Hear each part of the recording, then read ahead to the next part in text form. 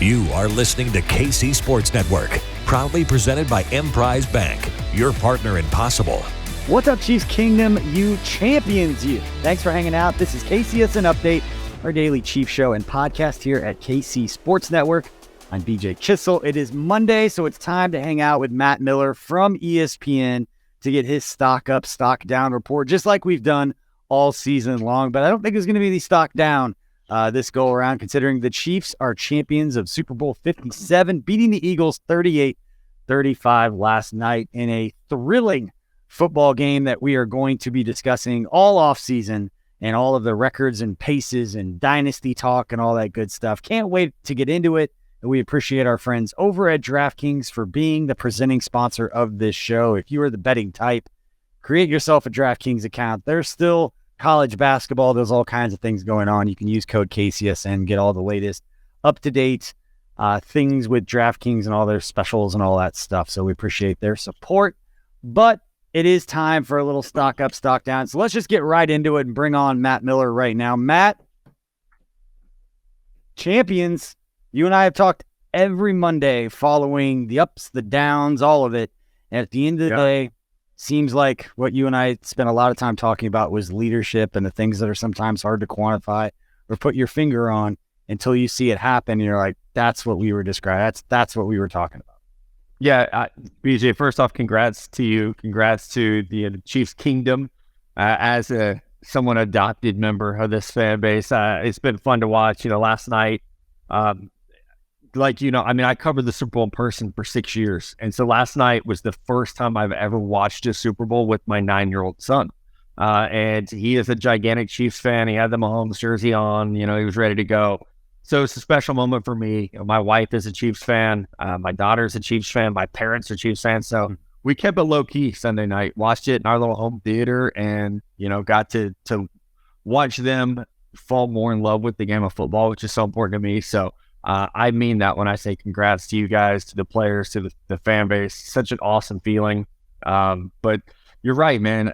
It's nice to be able to look back, and maybe people will do that. Go back and watch some of our early season videos where we talked about this offense is not a three-headed monster anymore, and you're going to need people to step up. And boom, look what happens. Isaiah Pacheco steps up over the course of the season.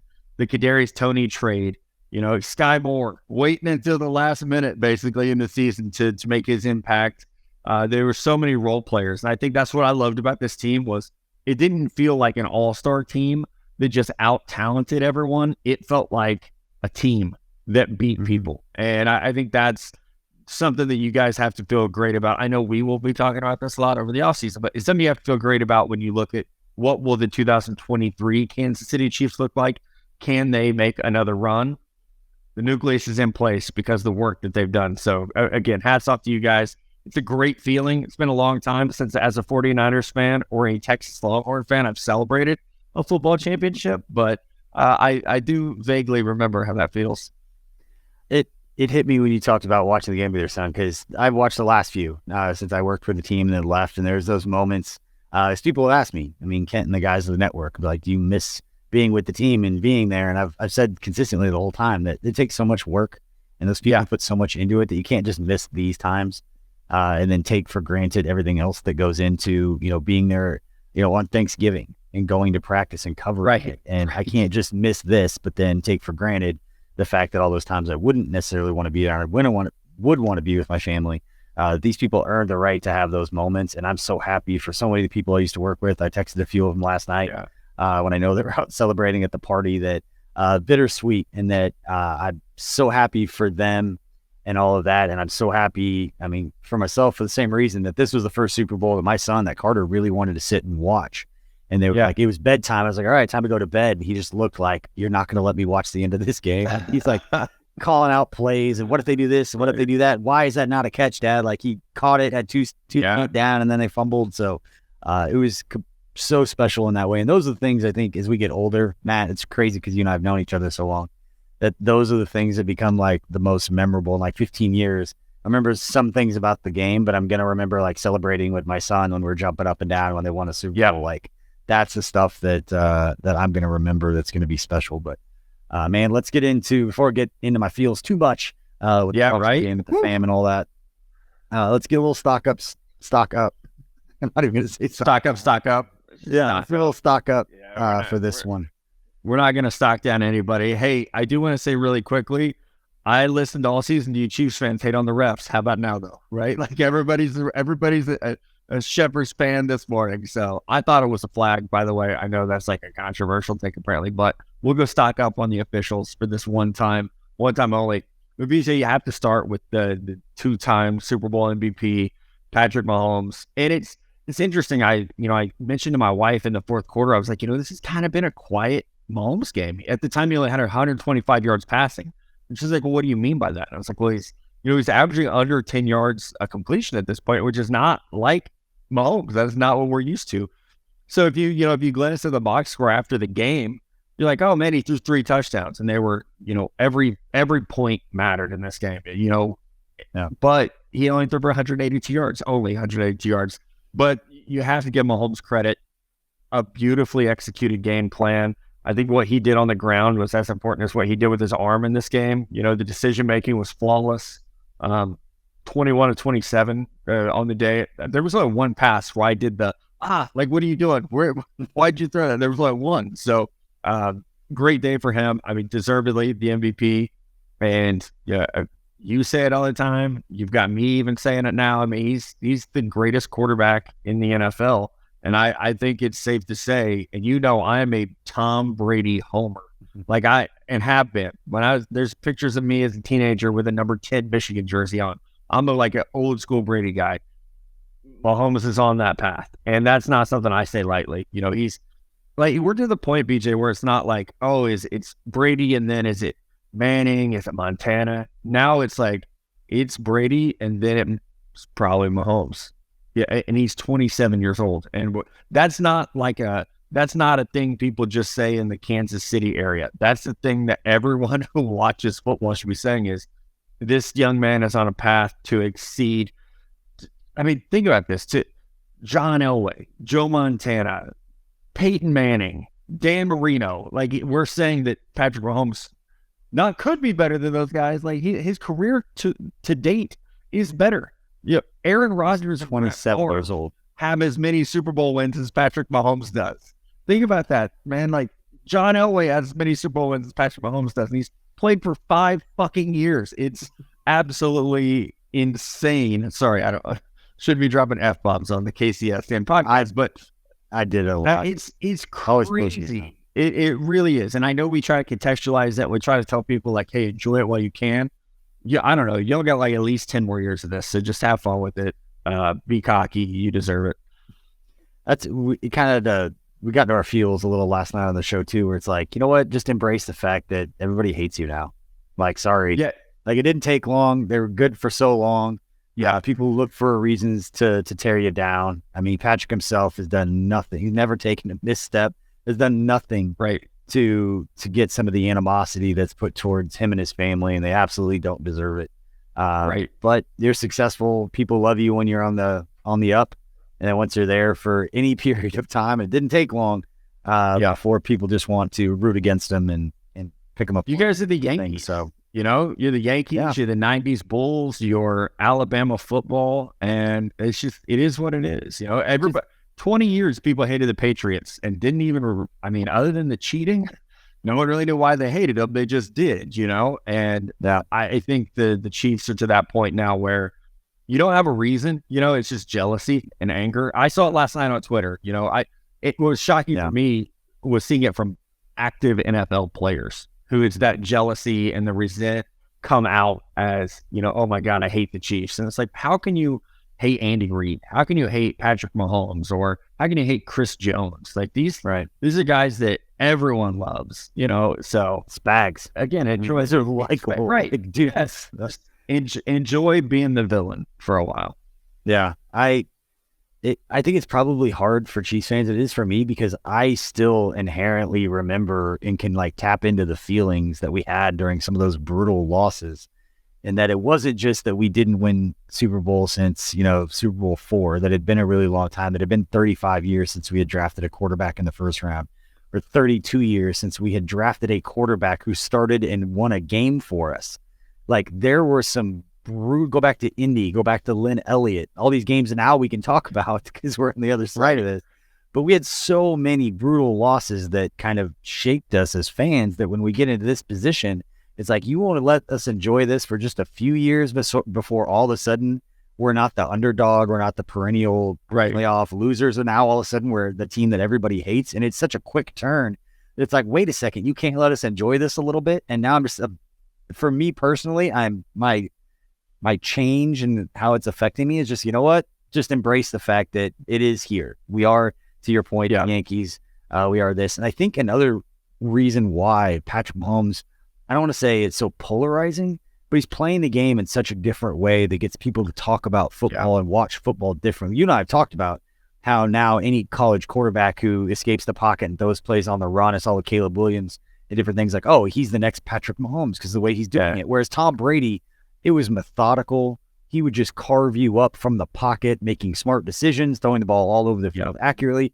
Patrick Mahomes is doing it with such a color and a flair that I think that more than anything, and you combine the way he does it with all the highlight reels and throwing all the crazy passes, it just invites people that aren't 100% behind him to be annoyed at him because of all of the hype that sends around it. And he's on commercials all the time, and they're freaking funny. Right. And so there's a lot working against them in that way. But let's move on. I'm sure we'll mix in more Mahomes stories and talk here. The last thing I'll say is the other thing, Matt, because you and I, you more than me, but I spent a little bit of time around Patrick. I'm not going to pretend that it was more than it was, but he's a genuinely good dude and is easy to root for. And that's the part that gave me so much like clarity and so much like just appreciation for it, is that it's one thing if somebody's very, very good at a sport and you cover them and it's just like, wow, you're special talent.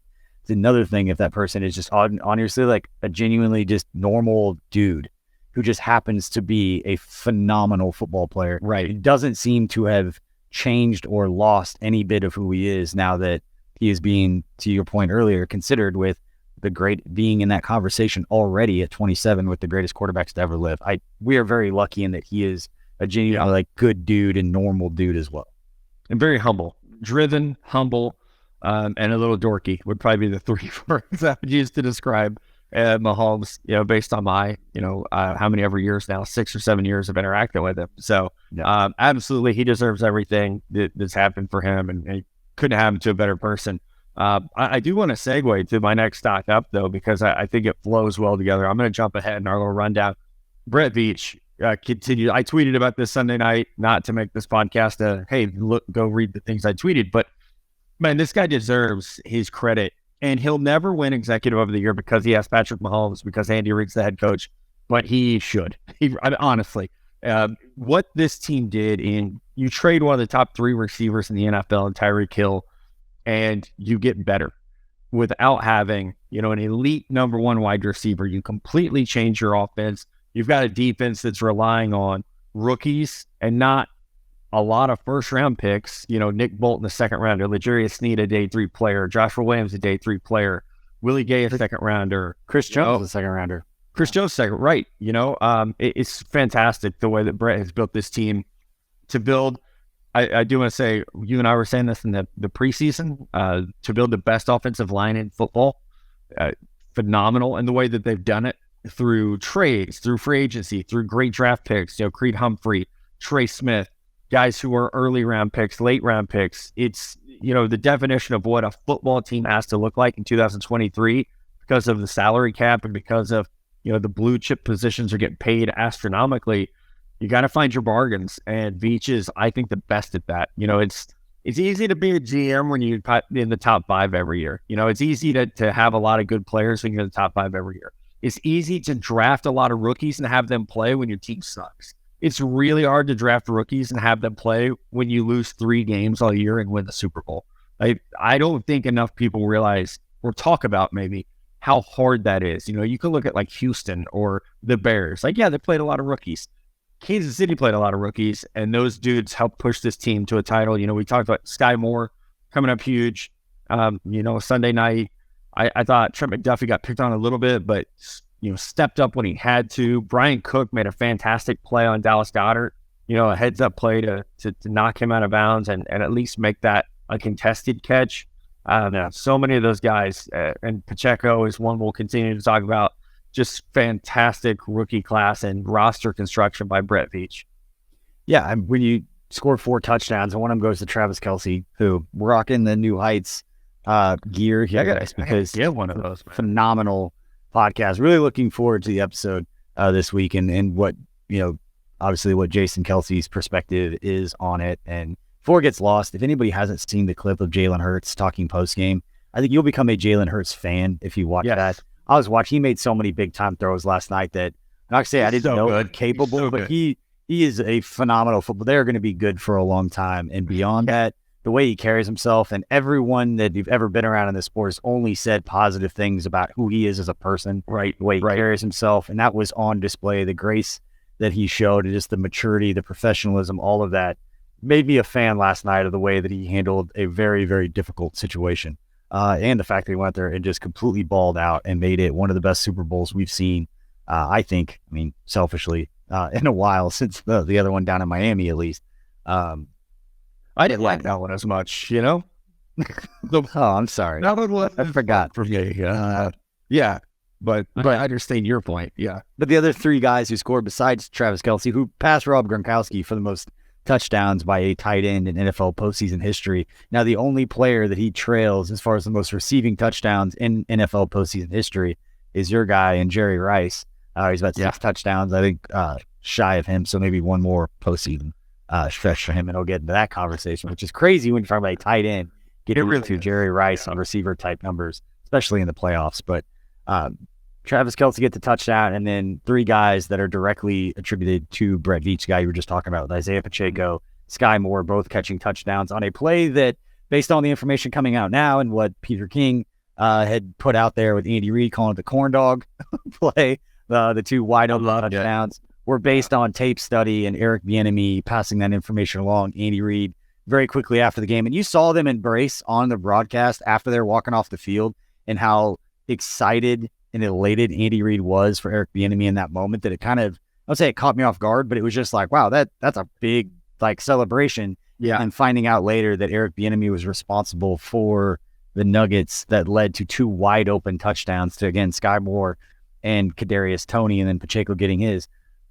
Let's talk about Kadarius Toney. We're talking about Brett Veach, because again, trades a compensatory 3rd round pick, which is basically like a high 4th round pick after pick 100, and a 6th rounder for a guy that scored a touchdown for you and then had the biggest punt return play of the game, NFL Super Bowl history, and the play of the game. Brett Veach just take a bow for the Kadarius Toney one as well. And another player who's going to be under contract for, I believe, at least 2 more seasons. That's right. And then see what they want to do with him. But that trade was worth it even before this, from what Kadarius Toney had done. And now it's just another feather in the cap to Brett Veach and his staff for making a move for a player mid-season that made as big an impact as any mid-season pickup we've seen in playoff. Is that too big to say, Matt, in playoff history? I struggle to think of anyone else off the top of my head. The Purcell made some plays. I get that. Right. Right. Man, yeah, it's definitely up there. That, I will say, the punt, there was for like a half a second, I was like, don't touch it. And then it was like, oh shit. Okay. And then my parents are screaming, behind me watching it. And Brett deserves a ton of credit. It's funny when you talk about the best general managers in the NFL, how often his name does not come up, and it should. And those are the conversations that people in my field, we have all the time, not just amongst ourselves, but with with NFL scouts and evaluators. Say, oh, who's the best GM? And you hear Howie Roseman a lot, how he's great. John Snyder, the Seahawks just had a great draft class. He's done that a couple of times. And I feel like it's weird, because I think Veach almost is handicapped by the fact that Andy Reid is so well respected, and it used to have such a large role with the front office. I would love to, and maybe this is the job I need to do. I would love for someone to get those guys to talk about how much Brett has taken off of Andy's plate over the last 4 years, 5 years, and how just like with EB, I think everyone's wondering how much does he actually do? How much does SOARING do? And how much did Matt Nagy do before that? And how much did Doug Peterson do before that? And so I think, with Brett, he doesn't get the credit he deserves because he has, one of the greatest coaches of all time working with him. Yeah. I was going to, before you mentioned EB, I was going to compare it because it's very similar in that, but you could go back to history and say, well, Nagy did get enough credit for being an offensive coordinator and Andy Reid enough to get a head coaching job. And so did Doug Peterson. So I hope EB gets his chance to go somewhere. And I'm glad that he got his flowers after the game. And the information was put out there, and that 2 of the wide open touchdowns on phenomenally designed plays was a direct result of EB and the work that he did. So special about that. But it seems a little too long, 20 minutes into the show, Matt, to now start talking about the Chiefs offensive line. But let's spend a little time giving some love to a group of players that were not talked about in a positive light going into this game as being a reason the Chiefs might not win. And it turned out to be quite the opposite. Yeah, I'll be honest. On here with you, I picked the Chiefs to win, but I think I thought if the Eagles won, it would be because the pass rush. I mean, a historically great pass rush. With the 2000 Ravens, the 85 Bears, like they were up there in terms of pass rush productivity, 70 sacks on the year. I mean, it was fantastic. And hats off to the entire Kansas City offensive line, allowing 0 sacks on Super Bowl Sunday. But also, I want to specifically highlight Andrew Wiley, the job that he did. Orlando Brown Jr. It will become one of the highest paid left tackles in football. Joe Thuney is one of the highest paid left guards. We know how great Creed Humphrey and Trey Smith are on rookie contracts. They're going to get theirs eventually. But Andrew Wiley was always talked about as the and that guy. And the right tackle. It was never, hey, left to right, this is the best offensive line in football. It was left tackle, the right guard. Andrew Wiley played his ass off. It really did the whole postseason. He was fantastic in the postseason. He's a free agent. I'm going to say this right now. I think the Chiefs need to re-sign Andrew Wiley. Find a way to make that happen because he played like a quality right tackle this year. And when you have to think about the guys you want to pay and the guys you can pay, getting Andrew Wiley locked up for another 2 to 3 years, I think would be a very smart move for a very smart front office. But what a tremendous job, to see Hassan Reddick neutralized in this game. Javon Hargrave played well against the run, didn't do a whole lot against the pass. Brandon Graham didn't do a whole lot. Just that entire front four that we were all so afraid of when we talked about their 2 deep was, as good as some teams' front four. I mean, they really didn't do anything. There's a 1 tackle for a loss that whole game for Philly, and that was Javon Hargrave on a run play. So, the offensive line was amazing in this game. Yeah, I'm going through some of the numbers for Patrick Mahomes and what he did on Pro Football Focus. Those are the numbers that I'm looking at. But, Patrick Mahomes was kept clean on 65% of his dropbacks. And again, we're talking about a team that was 5 sacks short of having the most of any team in NFL history in the regular season plus postseason combined. And Patrick Mahomes was 17 of 20, completed 94.4% of his passes when he was kept clean for a yards per attempt average of 8 with 3 of his touchdowns, or all 3 of his touchdowns, he was kept clean and no interceptions. Only blitzed 8 times. He was 5 of 7 for 23 yards, only averaging 3.3 yards per attempt. So the screen game wasn't it. The other thing, talking about giving some credit out, talk a little bit about Isaiah Pacheco and what he was able to do in this game with 15 carries for 76 yards, averaged over 5 yards a carry with his touchdown, just running angry. I mean, I love that dude. I made a joke on social media that dude wasn't going to slip. We're going to spend time talking about the field conditions because that is something the NFL needs to fix. We were watching some of the All-22 afterwards, and it was even worse than you could see on the broadcast view when you watch just everybody's footing slipping out from underneath him, which is really disappointing. But for Isaiah Pacheco, I joked that he ran so hard that he was like pounding his cleats into the ground. That dude wasn't going to slip because those 1/4 inch or 3/4 inch cleats, whatever he had on, those were deep into the ground. But that opened up so much with the passing game. And again, we'll go back and watch some of the film and see this kind of play out. But the Chiefs on play action passes, they did 8 of them. 7 passes were attempted, and Mahomes was 6 of 7 for a yards per attempt of 9.1 with a touchdown on play action passes in this game, to where the running game, you start to threaten a little bit. You can manipulate that second level of the defense, was what we talked about. I know I talked about on several of the shows this past week, of getting those linebackers to commit. That's the area that you want to attack. That's the area of the defense that you wanted to attack, and Andy would be so good at that, however they wanted to do it, and just special in that way. So yeah, shout out Andrew Wiley. Only I think Mina Kimes put this out, Matt, that it was only the second game all season that the Eagles finished without a sack in the game. The Chiefs actually had a couple. Wow. And so much talk about how are the Chiefs going to handle this vaunted D-line and all of that with Patrick Mahomes and the ankle and all these things. And then the offensive line, they even said it after the game. They took it personally.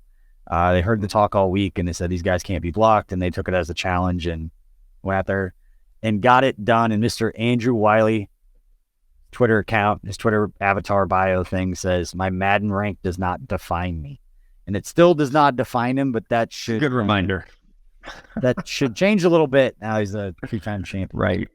Absolutely. And again, we'll talk about it as the weeks go on, but some decisions have to be made at left and right tackle. So it'll be, I think, if you're Orlando Brown Jr. and Andrew Wiley, that's your resume game. You want to be, hey, when Mahomes was playing with a high ankle sprain, we didn't let him get touched against the best pass rush in the NFL. So here's what we can do. Pay us as you see fit. So definitely deserves to stock up. You mentioned Pacheco. That was my next guy I want to talk about. I love the way he plays football. I've said it before. He runs like a Tasmanian devil. He runs like he's, he has all of the Adderall that has gone missing in the world right now because he runs so hard, man. It's just, it's aggressive, it's angry, but it's productive. It's not reckless. He has a plan with it. He looks like he's shot out of a cannon every time he touches the ball. And we talked about it in training camp. Hey, this kid's flashing. This number 10, he's flashing. He looks good. And I even went up there for myself. It's like, all right, what's the hype about this 7th rounder from Rutgers? And he won me over in camp, and it seems like he won over the trust of these coaches. For Clyde Edwards-Helaire to be a healthy scratch, I think says a lot about the trust in Isaiah Pacheco. And I can't wait to see what he does, with headed into a sophomore season, what he can become for this team. And again, another, I would never pay a running back, but you're paying this dude 7th round pick money. That's a lot of dollars you can spread around to other positions. When you're starting running back was a 7th round pick, your starting right guard was a 6th round pick.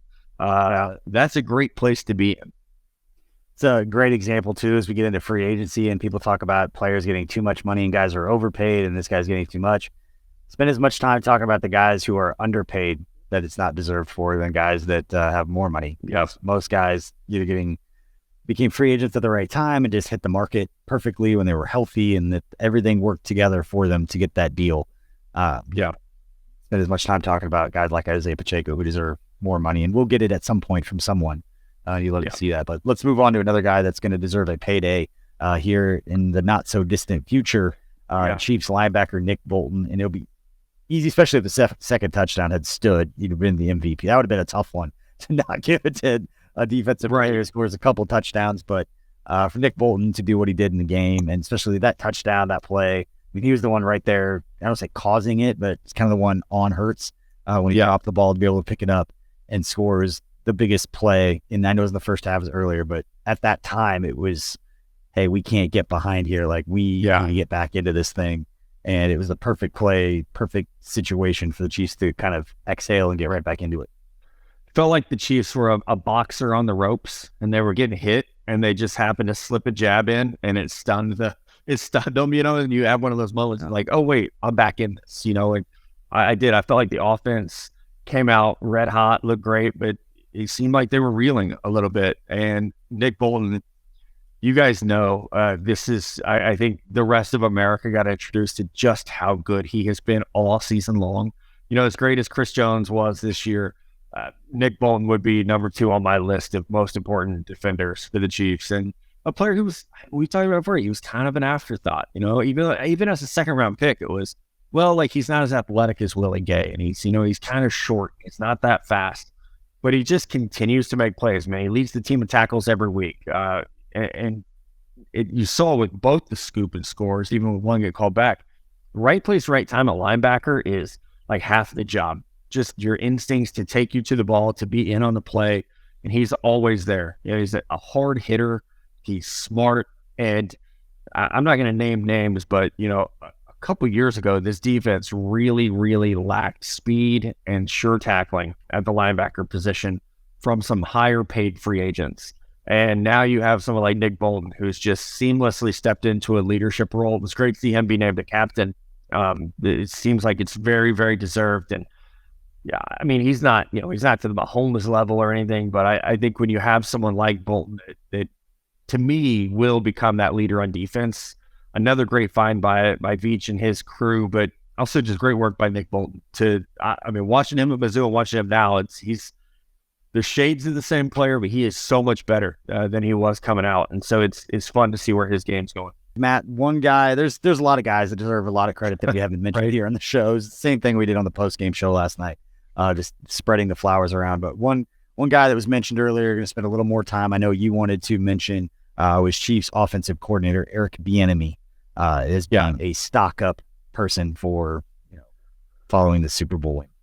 Yeah, and BJ, we'll see what happens this Monday afternoon when you and I are recording this. There's reports that he's going to talk to a couple teams about their open offensive coordinator job. I think it would probably be good for Eric to go to a team that maybe has a defensive-minded head coach so he can show what he can do, running that side of the ball, to get out from under the shadow of Andy Reid a little bit.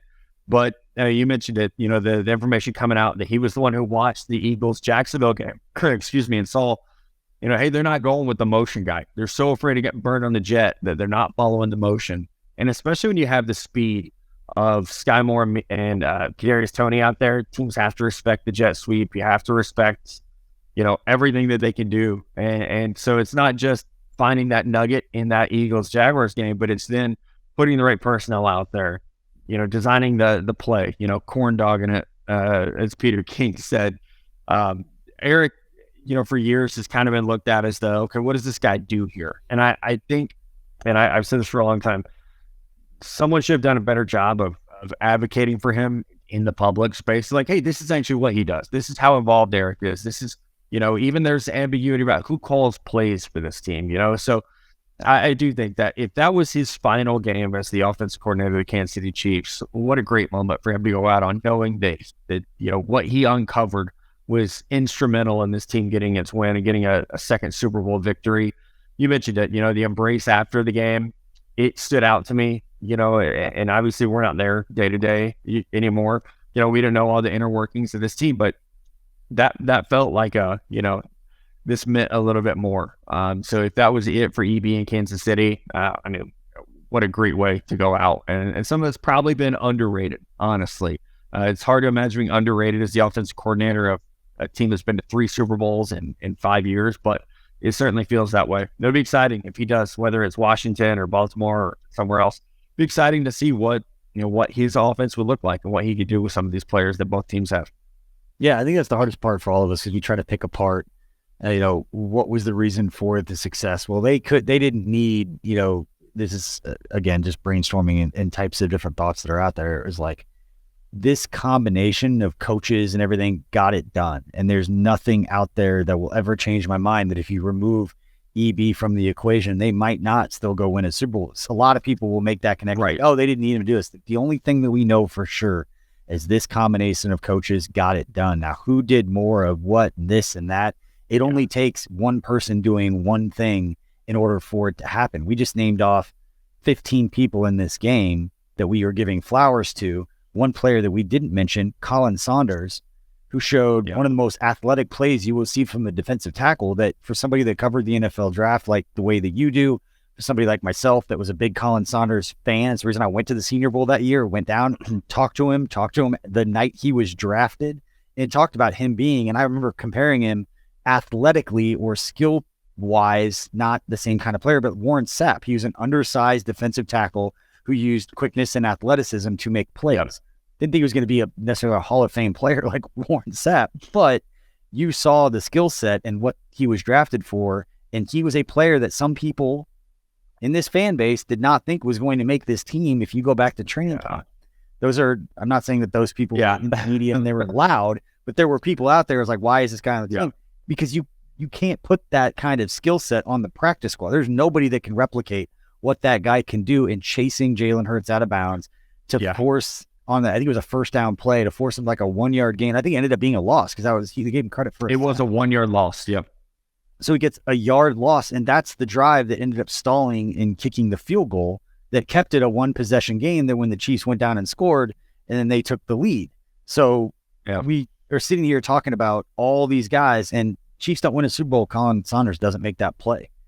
Right. Like, there's so many people involved, and I think a lot of that is kind of blown back to EB. And a lot of people excuse things of when things are bad, it's EB's fault. When it's good, it's because Andy Reid's a genius. Absolutely. And to your point, I love the narrative that we're in right now, and that some of the stuff from behind the scenes is getting out there of this guy deserves credit for us on the biggest stage, making a call based on information that Eric Bieniemy was kind of leading the charge on. It's beautiful. Yeah. No, and I think it's important that whomever made sure that information got to Peter King and that it gets to Twitter, and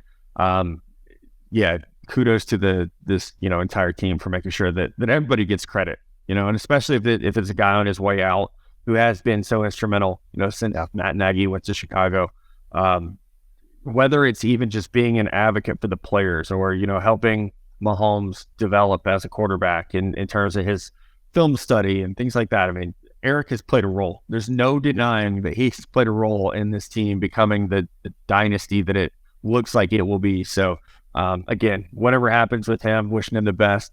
And if he leaves, the Chiefs are in good shape. I think they'll be okay. Yeah. All right, let's put a bow on this one, Matt. Any final thoughts, any flowers that we haven't given out yet? Somebody, as you're sitting here, I know you're going to, as soon as we're done recording, you'll be like, man, I should have brought up such and such or so-and-so. Right, I know. That's the thing. You're always going to leave one guy out. We could run down the whole damn 53, it feels like. I thought Justin Reed had a good day. The secondary was something I worried about. The tackling in the secondary was something I worried about. I believe it was Justin that laid that early hit on Devonta Smith. Devonta did not seem the same after that. It was kind of hobbled. Really was not a factor as much after that. So I thought Justin had one of his better games.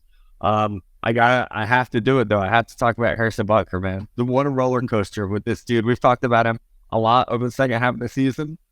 You knew a miss was coming. Thankfully, it wasn't at the end of the game. But I can tell you, I would bet that your house was as nervous as mine when it comes down to even a 27-yard field goal, which is about an extra point. So I think everybody was a little bit nervous, but congrats to Harrison and Tommy and Winchester getting the ball down and the kick through the uprights.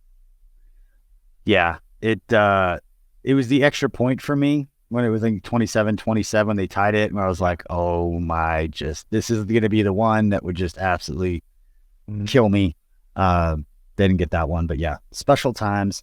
Again, thanks for hanging out. It's Matt Miller from ESPN. It's getting into his season. It's off season for the teams. It's in season for everybody who covers the NFL draft. And you do it as well as Matt does it for ESPN now. So make sure you catch all that content. He'll be joining us each week here at KCSN through draft season. That we're going to have a fun little series that we have. Well, plenty of draft content if you followed us for any amount of time at KC Sports Network, seeing everything that we have going on for the NFL draft. That all kicks up starting. We might give it a day or two, Matt, before we start unleashing a lot of the draft. If we can hold Matty Lane back, that guy's been ready to talk drafts since about October. The first week in October, that guy was wanting to start draft content. So I get it. Anyway, appreciate it. Appreciate everybody for hanging out. And hit that follow, hit that like and subscribe if you're watching on YouTube. We appreciate all your support, and we'll have more content. Breaking this one down is Chiefs' third Super Bowl in franchise history, 38-35 win over the Eagles. Appreciate all your support, everybody. We'll see you next time. Thanks for watching this production of KC Sports Network, the fastest growing sports media network in Kansas City. Check out these videos that feature our team of more than 15 former players, insiders, and analysts, bringing you the best Chiefs coverage you can find. Entertain, educate, inform. KC Sports Network.